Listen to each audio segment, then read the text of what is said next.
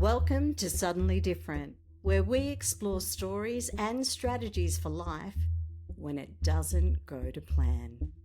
I'm Leigh-Anne Sharland, inviting you to join me on this journey.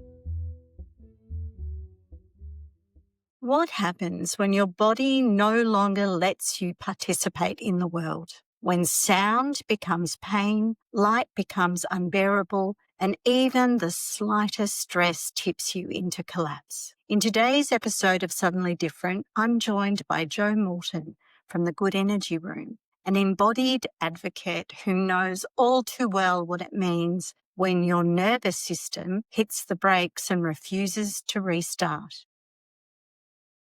Jo's life was hijacked by a hard-to-diagnose condition, dysautonomia, that left her bedridden, unable to tolerate light, sound, movement, or even the basic tasks of daily living. Her body shut down on every level: physical, emotional, sensory, and medical answers were few and far between. But what happened next is where the power of this story lives. Over the last 2 years, Jo has used enhanced energy system technology, EE system technology, a deep energetic healing protocol to gradually rebuild her multiple body systems, restoring not just her ability to function, but her right to live fully again. If you've ever felt invisible in your illness, overwhelmed by the mystery of your body, or desperate for something beyond symptom suppression,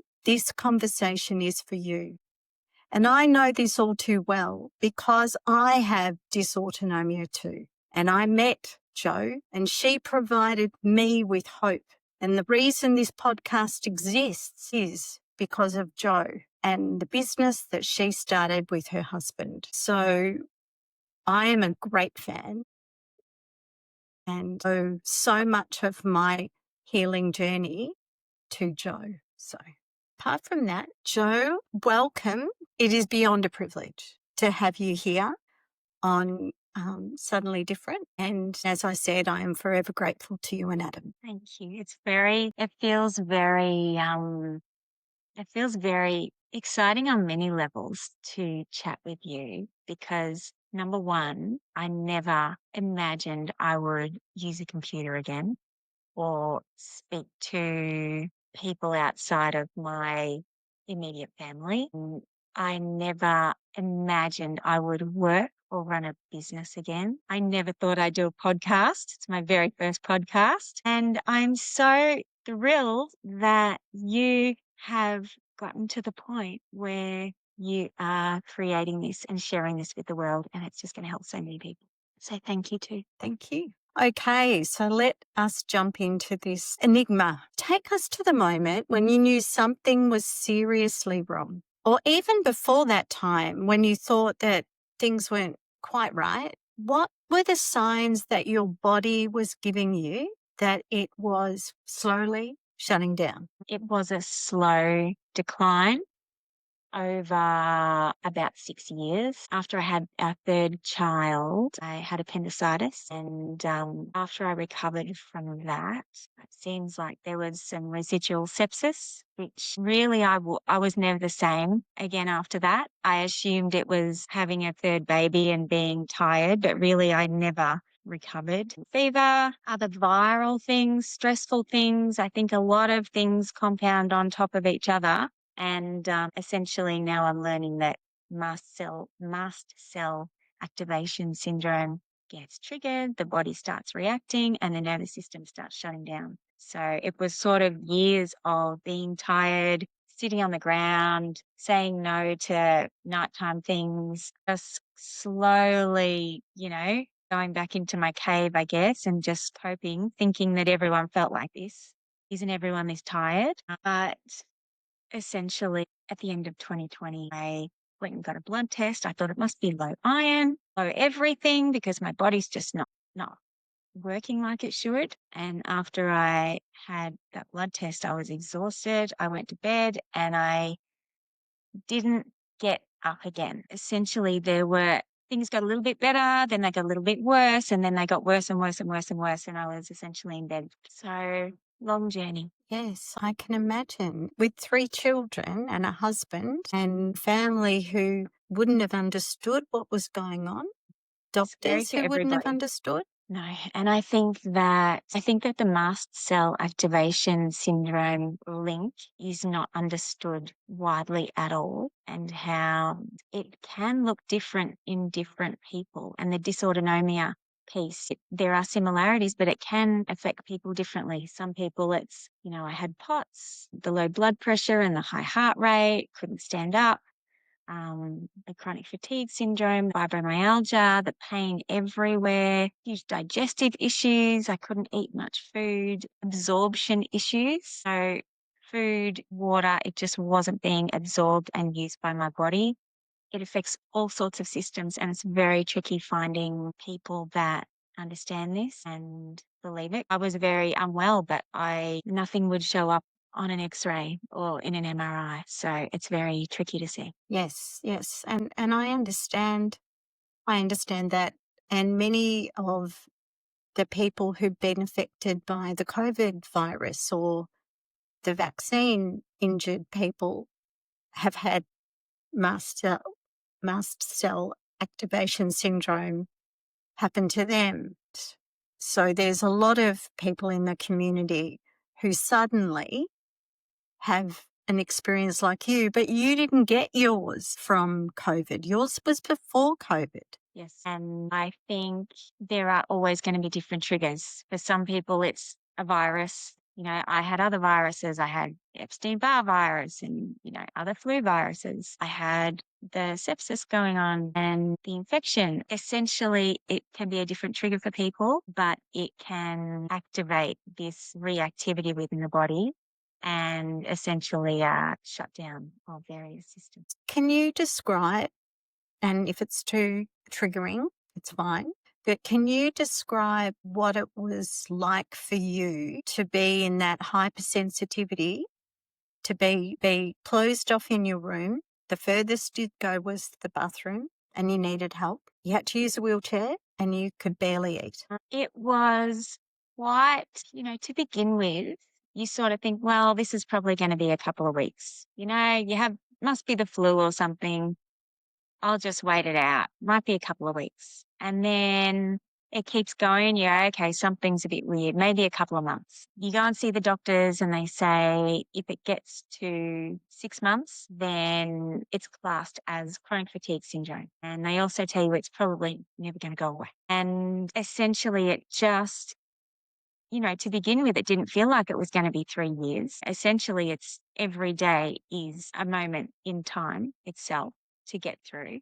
But it got to the point after we felt a little bit of hope, when things got a little bit better and then things got much, much worse. It was quite terrifying. I mean, it's like being trapped, not only in, my own room, but in my body. And it's like, I I can't get out of here, of this situation. I can't find anyone who understands it or who has paved the way, who I can't see any footsteps in front of me. Therefore, I don't know if there's a way out. And I got to the point where I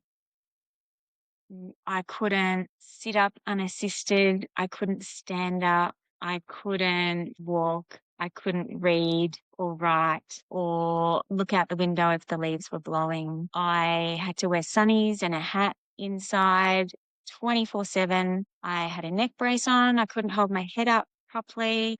If it was bright or windy outside, we had to close the curtains.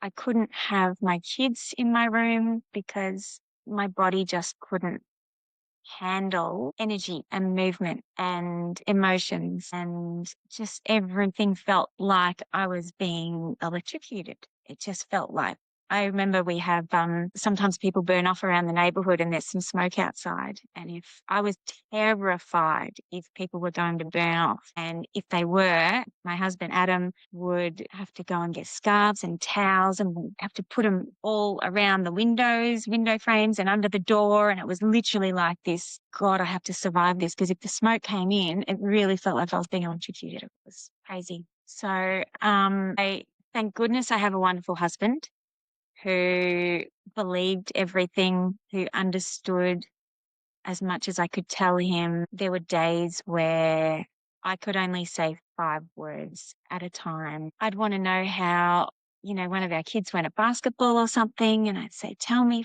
5 words. How'd he go? And then he'd start to say, and sometimes even that, I couldn't handle the vibration of his voice. It just felt like it was attacking my nervous system. And sometimes I'd say, could you sing it to me? And he'd sing it to me. And it was the most beautiful thing. And even that, I was learning that it felt different.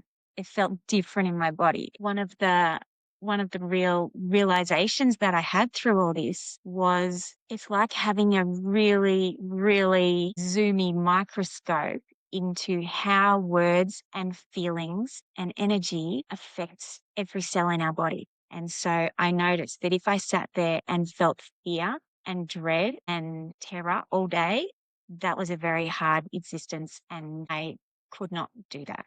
I just couldn't do it. I could not sustain all those feelings all the time.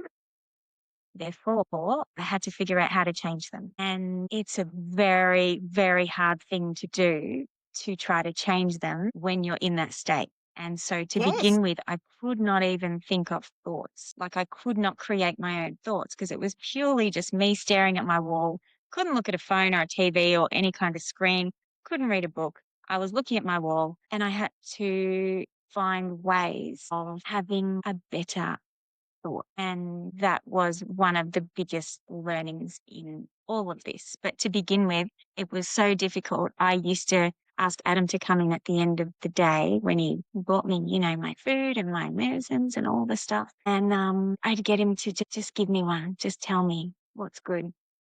Something that's good. And he'd say something, and sometimes he'd start to say it, and I'd be like, okay, like that's enough. And then that would land and feel a bit better. Yeah, he's very wonderful. Look at that smile. Amazing. You've told me, we've spoken so many times because there's such similarities. I know I wasn't anywhere near as bad as you, but my brain didn't function. I couldn't read. I couldn't watch televisions. I couldn't follow a plot. I couldn't take news. I couldn't do anything like that myself. And at the beginning, I would put on the TV Flying Doctors or Love Boat, because they have music sort of all the way behind, and it's just orchestra music. And then I would face on the couch, I would face my face into the couch. So I wasn't watching, but I just familiarity with a time, a memory that was safe. Yeah, I feel a bit like that when I see the Brady Bunch or something. Yeah. It just lands in a place that feels safe. And it's really amazing. But I think it's so interesting because of your hypersensitivity to words, right? So you're really feeling the words. And I always feel that there's different poundage in different words, but you felt it and you knew the vibration of the word. And we literally had to change the way we spoke to each other, which is also why I had to completely shut off everybody. I couldn't see anybody. I had to figure this out. Like I had to figure out how to change the words myself. And then I had to figure out how to interact with people because I knew that it would all be very triggering. So Adam and I slowly worked on it and thought, well, how do we learn how to communicate differently so it doesn't feel like danger, so that it feels okay? And he did some studying of neuroplasticity. There was a brain retraining program called DNRS that he went through, and we learnt things from this to help us. But essentially, we started just with when we would see each other, whenever he came into my room, the standard thing that we used to say would be, "Hi, how you going?" or "How are you?" And that would trigger body scanning. How am I? What's wrong? I'm going to tell you all the things that are wrong right now. And you're probably going to tell me something bad that happened, and it triggers this whole cycle. And we thought, well, how do we change that? Because that's just manners, right? That's just caring about somebody. And so we discovered that if we say, "Hi, nice to see you. Nice to see you too." That's it. That's all you need. "Hi, nice to see you." If we, eventually, once we got to the stage where we could talk on the phone to each other, "Hi, nice to talk to you. Nice to talk to you too." Then we'd start the conversation. So that is such a powerful observation, is that if you get asked, because I always ask, "How are you? How are you going?" Yes. Yes. But it does, it causes the check-in Yeah. when you're Scanning. really sick and you're hypersensitive. Not Yes. everybody, but that's really, really interesting. Lesson And number really, it's 15 the so last far. thing that you want to, when you see someone, when you've been sick forever and you need to talk to them, the last thing you want to talk about is how you feel. Yeah. It's like, I'm sure there's more to me than that, but really, this is all it becomes my identity. What's wrong with me now? Oh, you poor thing. I really, really, really hated pity, which is also why I Yes. closed off from everybody. I did not want them pitying me and giving me puppy dog eyes. And I'm like, well, I can work through this. I can sit here and suffer by myself because that's my existence. But I don't want other people to extend my suffering into their world and into their thoughts and into, I don't want them talking about me and my suffering because essentially to me, that makes it feel bigger. So I did feel like I had to keep it to myself just for self-preservation. When your body is kind of betraying you, really it's trying to protect you. It was actually trying to save your life, and it did a bloody good job. Mm-hmm. There's a story that I'd love you to tell before we start talking about dysautonomia and the diagnosis part, because lately you've told me a couple of stories that I've absolutely adored. And one of them was when you first left home and you went to a park and you had an experience with a tree, and being in the hypersensitive state that you were in. I'd love you to describe the tree. When I was in bed for just 100% of the time, trying to come up with some ways of helping my nervous system feel safe, helping it get into that healing state. One of the things that we used to do, Adam helped me with, was visualizing. And visualizing good things, something good. We both love trees, and we had these, wild, amazing visualizations of going around the world and finding all the big, beautiful trees and hugging them. And we just find a lot of peace and pleasure in that. And so there's a park near us that has massive, massive trees. And I visualized about them so much and how they would feel and how they would look and how I would feel when I was there. And eventually, when I was getting better and just trying to get to the point where I could sit up, get in the wheelchair, get to the car, go in the car somewhere and be in the world. It was a very, very traumatic journey getting there, but I really wanted to be able to go to a park and see these trees. So we did it one day. It was my very first outing out of the house to go somewhere other than to get an IV, which was a great help, by the way. And I got out of the car into the wheelchair. The whole thing felt very, very uncomfortable, quite awful, really, because everything is painful. Everything is, scary. It feels quite unsafe still, but I wanted to do it. And we got there, and I had in my head, I want to go and see these trees, but I forgot that there was like a bumpy gravel path up to them. And so it was also me sustaining being pushed in the wheelchair over this rocky, bumpy path. It felt like, the most dangerous car ride ever. But we got there up to the trees and I sat there and I thought, I really want to touch this tree. this is my goal for the whole week. I want to touch this tree. And we found one where we could wheel right up to it because I literally couldn't take steps. I could just stand up supported, but that's it. And I went up to it and I touched this tree and I had my hat and my sunnies on and my neck brace and, kind of holding the wheelchair and holding the tree. And it just felt incredible. It felt like a person. It felt like this beautiful, supportive, grounded, wise person. And I felt really supported, even though my biggest challenge at that stage was supporting myself, trying to be upright and standing when I was next to the tree and touching it and soaking its energy. I felt really supported, which was really special.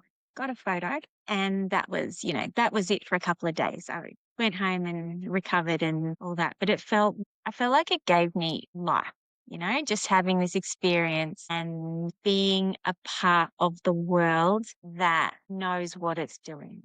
There's no emotions in a tree. There's no surprises in a tree. It's there. It grows. It's okay with whatever the weather. It's okay when it's windy. It's okay when it's hot. It's just like this wisdom and this intelligence that has it more figured out than we do, I think. Wow. Wow. That experience is just such a wonderful experience. And the fact that you were willing to go through the pain, you knew the pain, you knew the struggle that was going to be there, but the benefit and the mental element of it, and trees are amazing. Trees are absolutely amazing. And if you do actually sit down and have a moment with a tree, it is a very, very special experience. So, that's lovely. I just adore it. And I know that you saw that tree again recently when you went Yes. and visited. Yes. So last weekend we went and took the dogs for a walk there. And,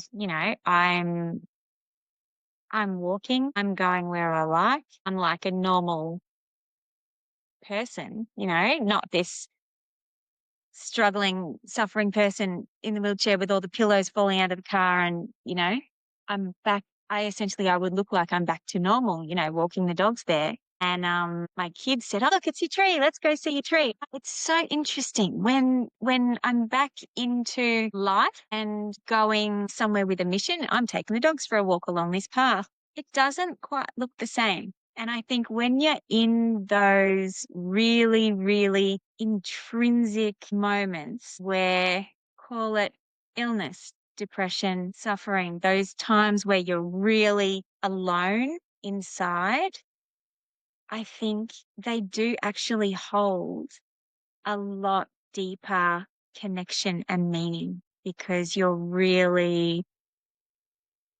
not worried about other people and you're not there for anyone else. It's just I think it's part of the survival thing, but it was quite magical when I was there because that's all I could do. And when I went back, it was still lovely, but I knew that actually I want to keep walking because I'm taking the dogs for a walk. I can walk. That's amazing. So let us talk about dysautonomia.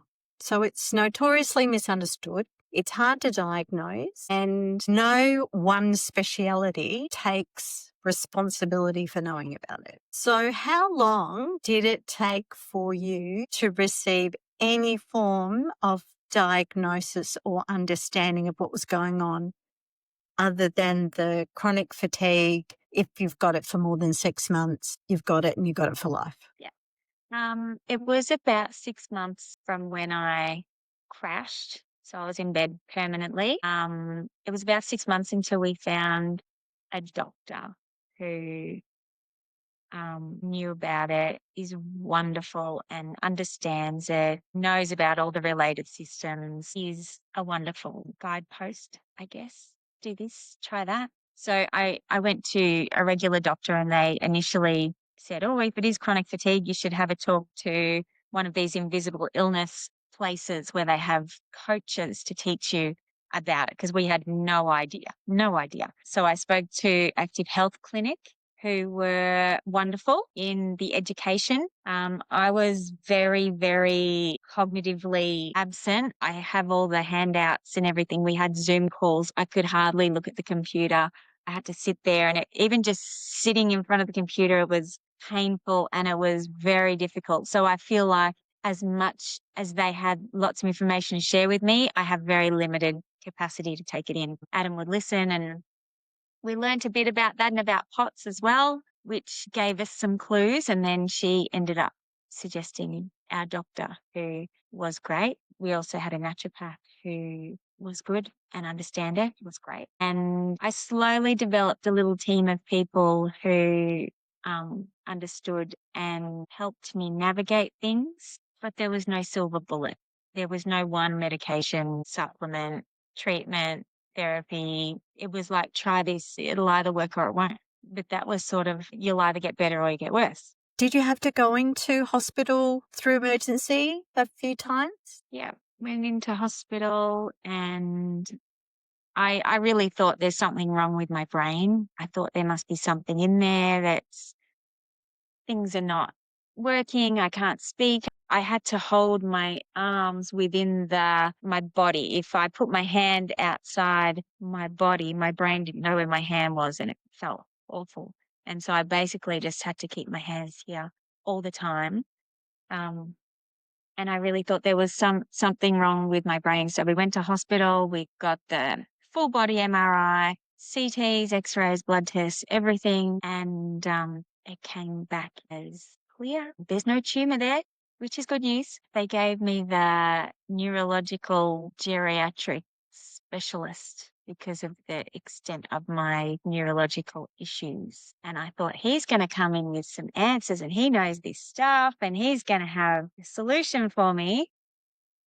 And he came in and looked at my scans, and he said, if you were as sick as you say you are, you'd be dead by now. And I went, wow, whoa. It's like, okay. I had a big awakening in that moment, and he sat there and he told me that I was choosing this, that there's nothing stopping me from getting up and having a shower right now. I hadn't had a shower for 6 months. He just said that it was my choice. And we were just quite gobsmacked. And from there, we essentially went home on Easter Sunday, happy Easter, in a pile of hopelessness. And all right, they gave me more drugs to try. They said, try this, have some Valium, have, all this stuff. Try that, do some Pilates, you'll be right. And essentially I just felt completely alone, completely let down. Maybe I am the problem. Maybe I've just created this. Why on earth would I create this? How do I even do that? If I've created it, how do I change it? And that was a very, very, very dark few months from there. I didn't know if I was going to sit up again. I was reacting to all of the medication. The medication just kept crushing my nervous system, which made everything worse and further away. And it was really just surviving for a few months. One thing I did find out in hospital was that the IVs made me feel a little bit better, because I had very low blood pressure. So I got home and we found a beautiful, beautiful IV nurse who came into our house and came and gave me IVs twice a week. And that ended up being my favorite thing. That was the only thing it felt like it was hydrating my brain again. It had been a very long time since I'd felt like it felt like concrete, it felt like things were hydrating and starting to work. And I kept doing that, and she was just so wonderful. She had experience with lots of POTS patients and understood the autoimmune, invisible illness type thing. So she was great. I ended up, and another goal I had was to go down to her clinic, IV by the Sea in Macrae. And we ended up going down there, and the car ride had to put a scarf in the window. It was a big challenge to overcome.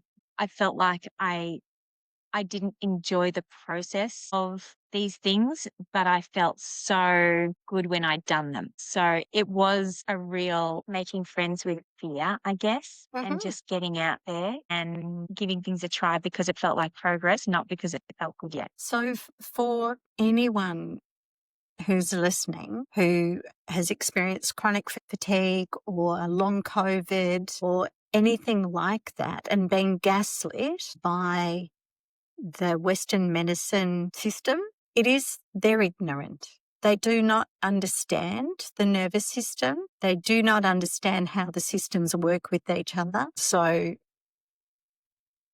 it is very, very sad to say that Googling it yourself is actually more informed than if you wait to find the magical person who will listen to you. I've been fortunate with some of my doctors, but not all of them. Let us talk about your turning point. What led you to explore energy-based healing? Was there a moment of there's nothing else apart from the IV, so I've got to try it? Or what happened? Essentially, even with the IVs, they were helping, but there's only a certain amount of time that the veins are going to allow it, you know?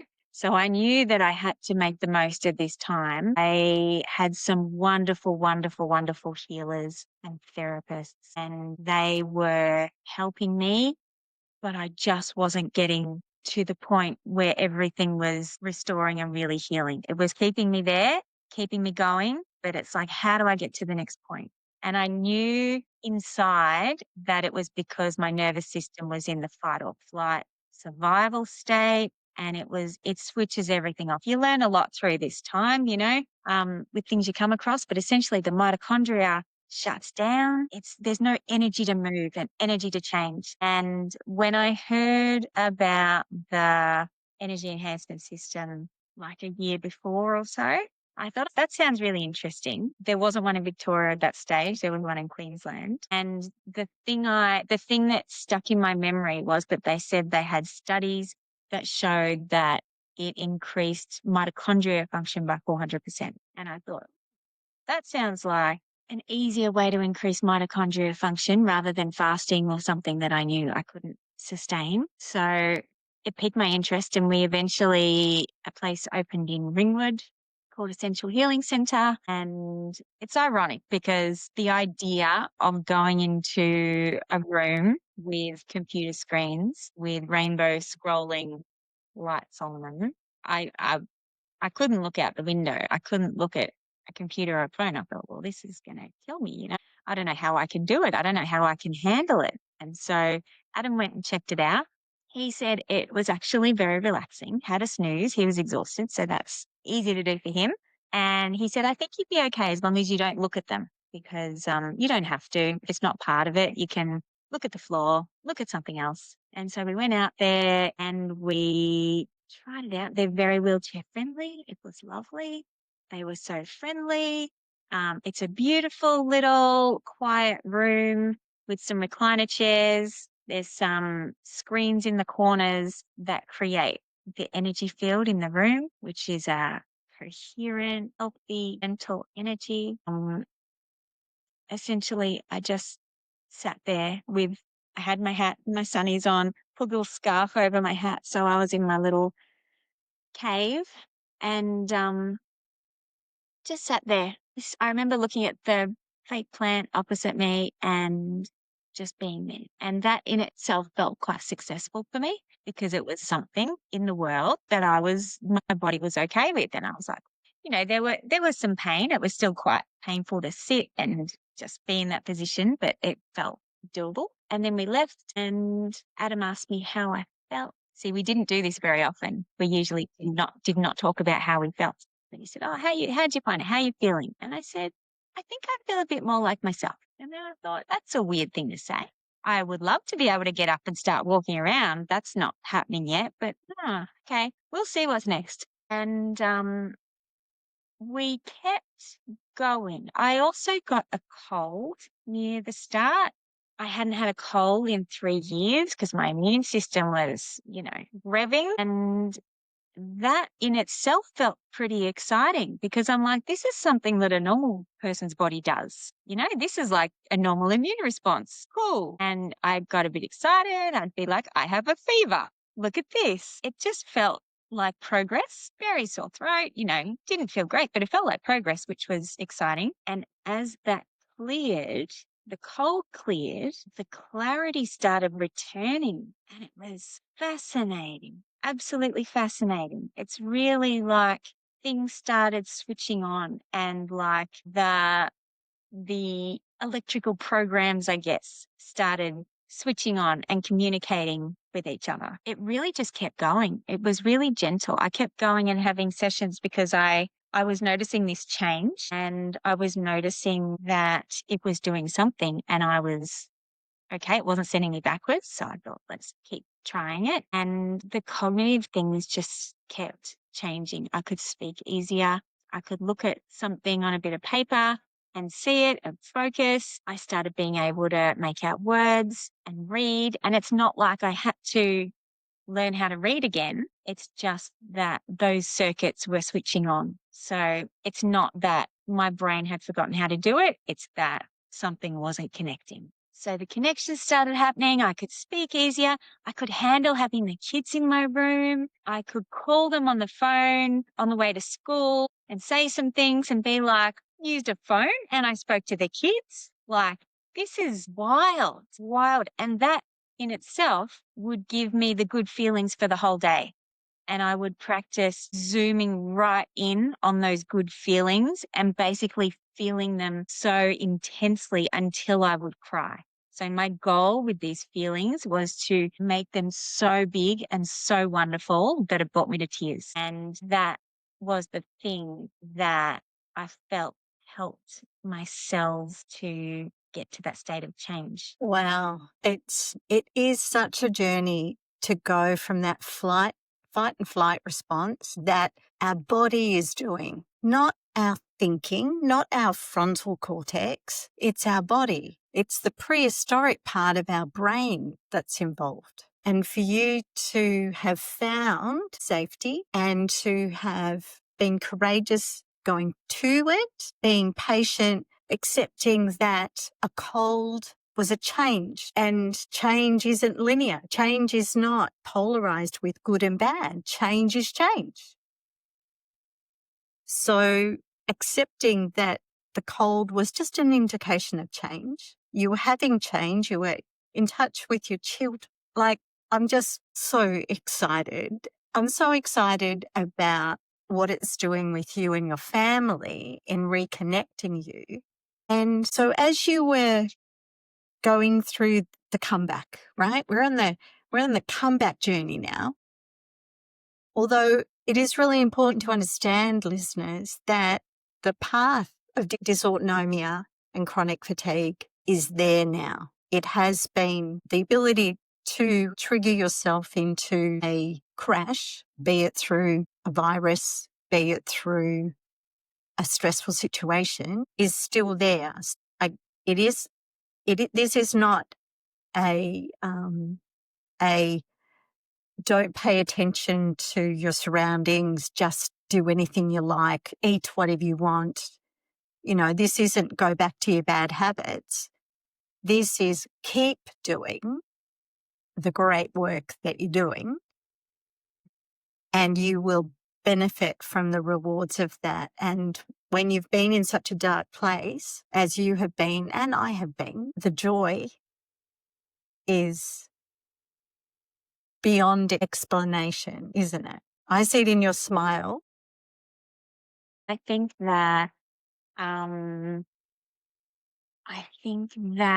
it's not about fixing the thing and getting back to where you came from. I think it's about I essentially feel like I am a whole new person because I've had to establish what is going to work for my nervous system, for my body, what feels like a yes, and follow that, and that creates my future. So if I go, well, I really want to get back to eating pizza and ice cream and stuff, I probably would trigger things and set some things off. So I choose out of joy and out of my love of feeling good, I choose to eat no gluten, no dairy, low histamine food, real food that grows. That to me is delicious and feels great because it feels like a yes in my body. You couldn't pay me to eat something that does not feel like a yes. It's not worth it to me. Too expensive. Same with watching things. I can watch TV now. I would not watch something scary or triggering or fear-based because I choose not to.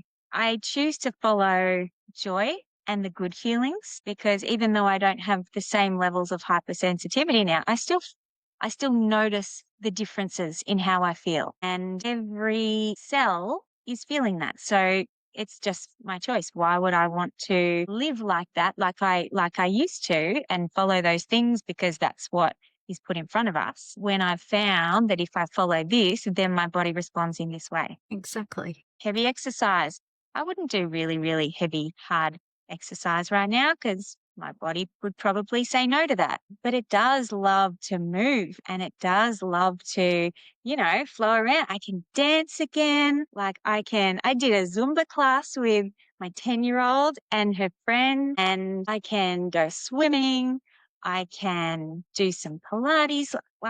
You follow the things that feel like they give you life, not things that you think you should do because other people are doing it, or things that you used to do, or anything that doesn't feel aligned. What great advice to be checking in and making sure it's a yes. Now, I know that you had multiple sessions, a long period of sessions at Bringwood with the EE system or enhanced energy system. What made you decide that you would invest more in that? So after a few months of going and realizing that it was having significant cognitive changes in my body, I didn't have physical changes immediately. The physical changes took longer.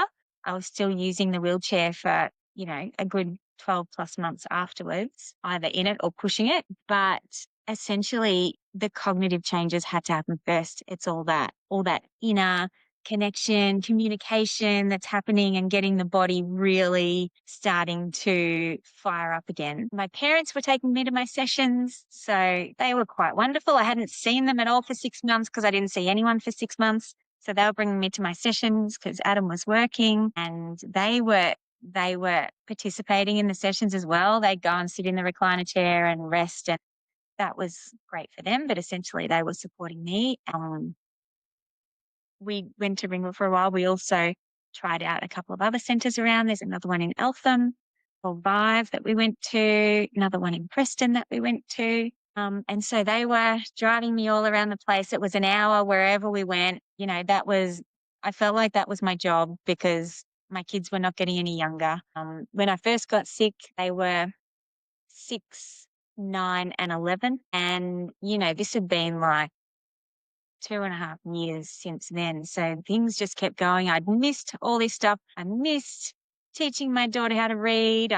All this stuff was happening without me. And I thought, well, I need to get myself. And so I knew this was helping, and we decided to invest all of our savings to bring it a little closer to home, just to make it accessible for us, just so that we could use it more often. I had no intention of working in this place. I had no intention of doing much because I was still very just on my healing journey at the time. And I thought, we'll just employ someone to come and run the place. I'll come and spend some time here, and then I'll go home and rest. It took a long time to get it and to find a place and do everything. And what do you know? By the time we get to here, I just keep getting better and better. And I think you never know what's around the corner. And the only way to find out is to keep going and follow the thing that feels like a yes, even when it feels completely out of your comfort zone, but that's the right thing. You just have to follow that and see where it lands, because that's the way. And again, I'm so thankful because you are literally 5 minutes down the road for me. Good.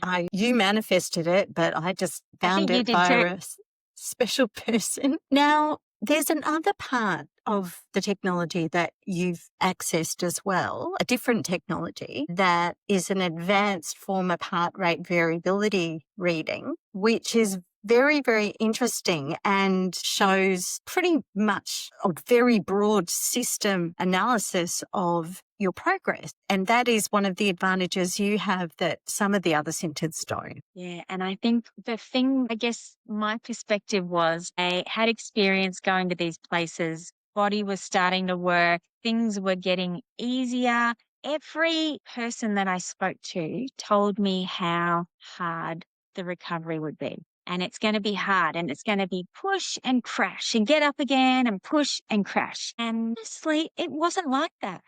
It had this sense of ease. You know, there was still pain and discomfort. My feet were sore for months and months and months because they'd been like this for a couple of years. And then all of a sudden I started walking and moving. There was a lot of pain. My neck, huge pains all through my body, but it felt like progress. It didn't feel like a new problem, you know?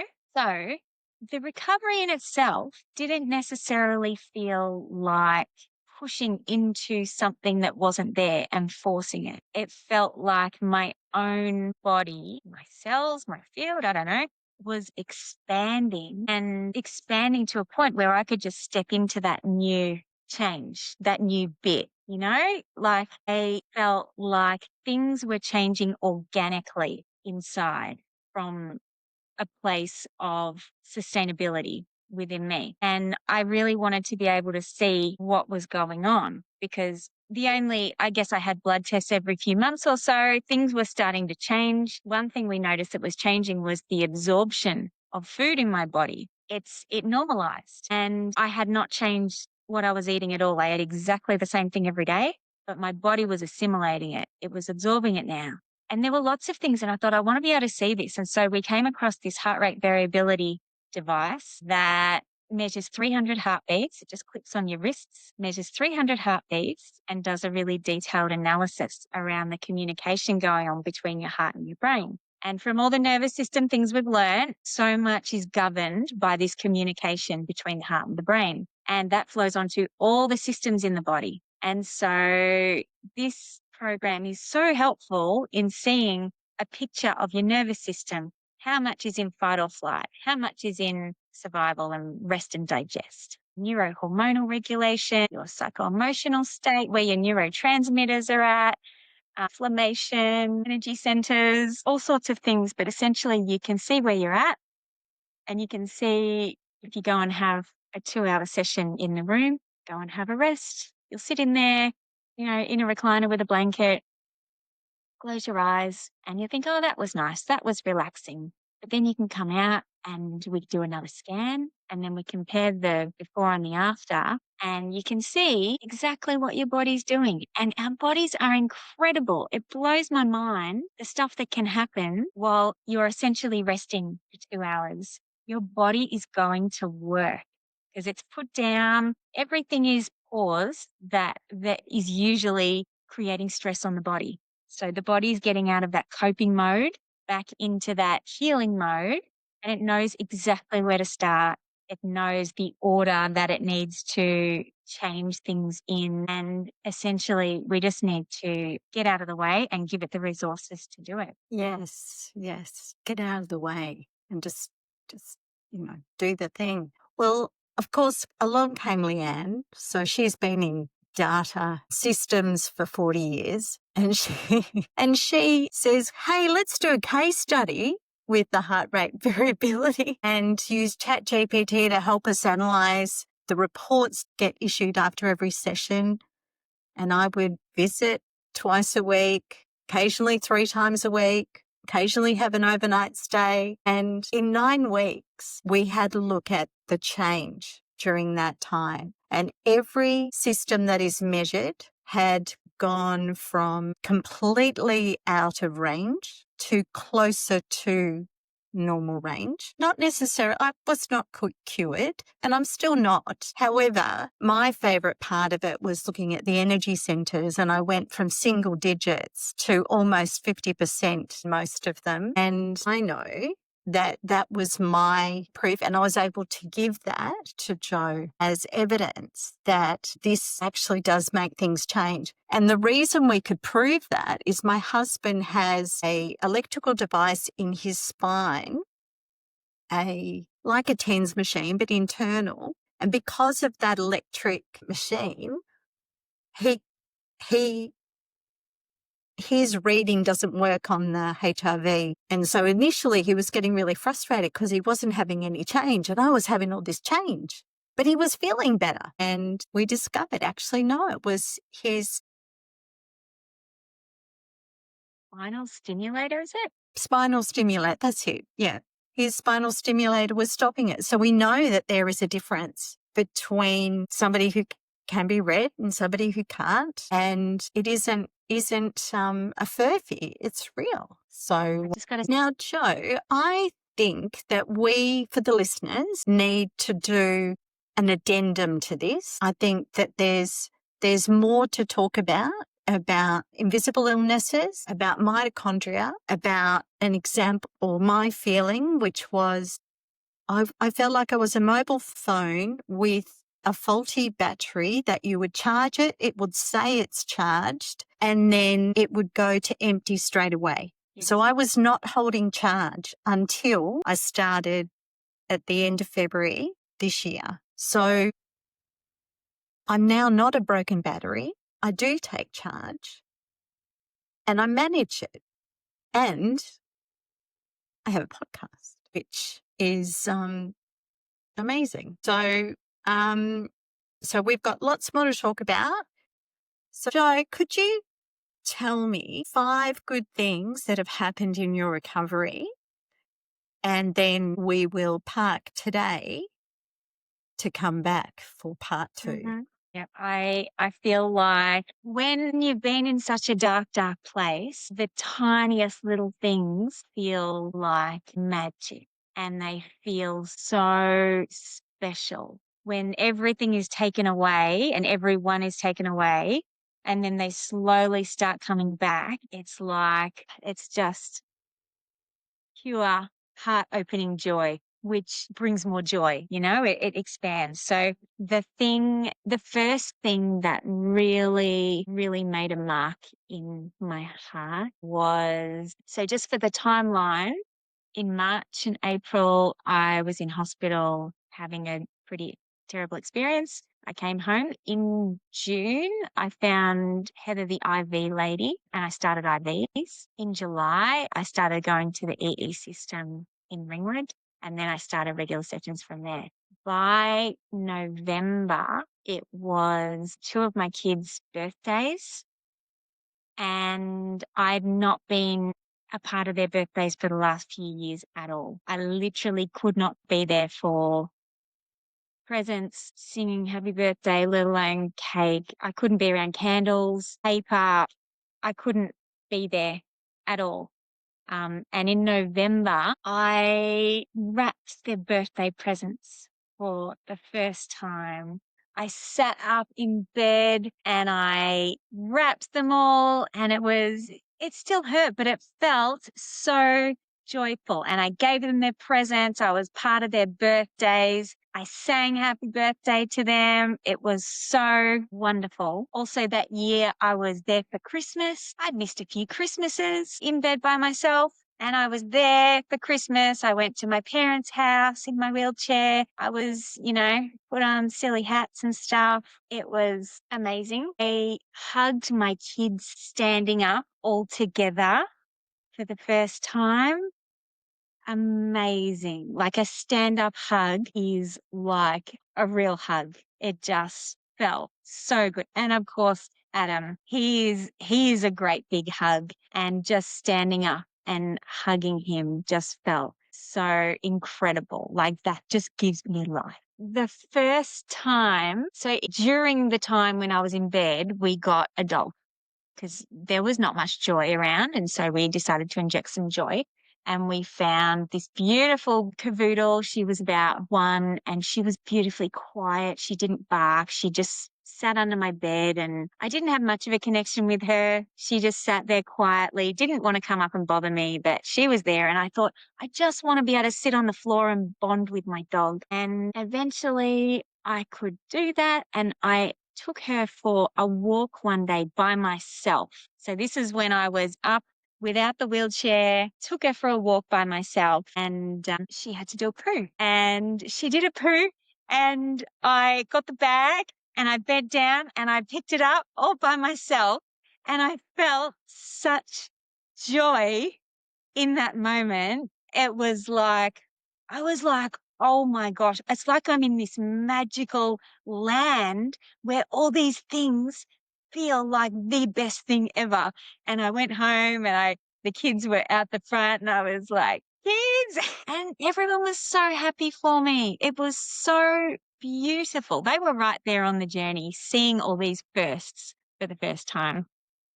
Another thing which was amazing was last year. So that was, last year in September, we used some credits that we had to go on a holiday. We went up to Queensland. We did the theme parks. We did the fun stuff.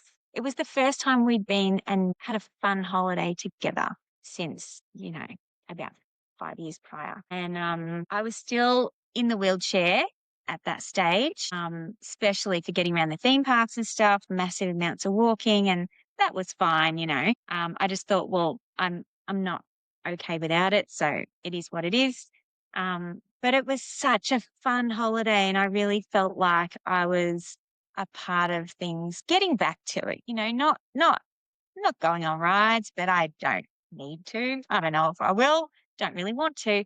Um, but I remember coming back from that holiday through the airport. The kids really liked how we got to cut all the lines in the airports because they just, push you through. But I remember coming back, we landed in Melbourne and they brought the wheelchair out to me and I got it and I just pushed it all the way through the airport, got our bags, out to the car.